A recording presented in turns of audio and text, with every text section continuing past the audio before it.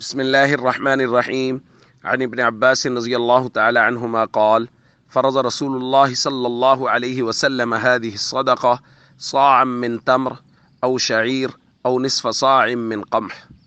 رواہ ابو داود۔ ابن عباس رضی اللہ تعالیٰ عنہ بیان فرماتے ہیں کہ رسول اللہ صلی اللہ علیہ وسلم نے یہ صدقہ یعنی صدقۃ الفطر اس کو مقرر کیا ہے ایک سا کھجور سے ہو یا ایک سا جو سے ہو یا نصف سا ہو گندم سے، اور بعض روایات میں کشمش کا ذکر ہے کہ ایک سا کشمش کا ہو۔ اس کا مطلب یہ ہوا کہ اس کا صدقۃ الفطر کا نصاب چار چیزیں ہیں، کشمش، کھجور اور جو۔ اگر اس کے حساب سے دیں گے تو ایک سا ہوگا، اور یہ ایک سا ہمارے وزن کے حساب سے 3.5 کلو کا ہوتا ہے، یعنی کھجور، کشمش اور جو اگر کوئی ادا کرے گا تو یا 3.5 کلو ادا کرے گا یا ان کی قیمت ادا کرے گا۔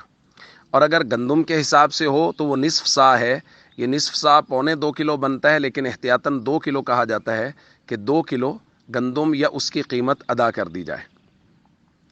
سیدنا علی رضی اللہ تعالیٰ عنہ سے ایک بات منقول ہے، انہوں نے فرمایا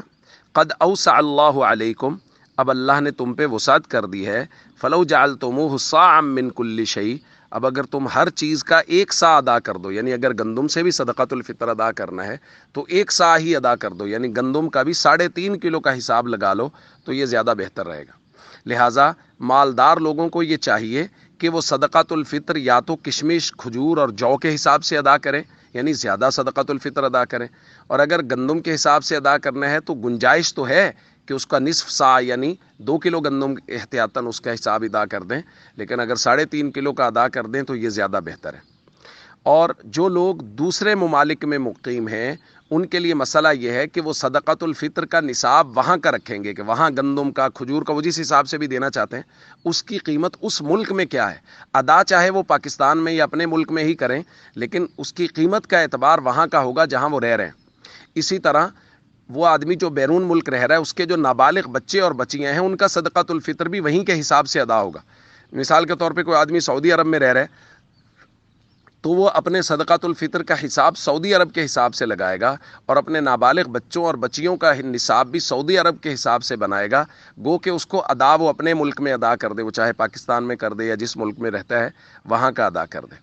تو یہ صدقۃ الفطر کے احکام ہے، بہت محبت کے ساتھ صدقۃ الفطر ادا کرنا چاہیے اور بر وقت ادا کرنا چاہیے۔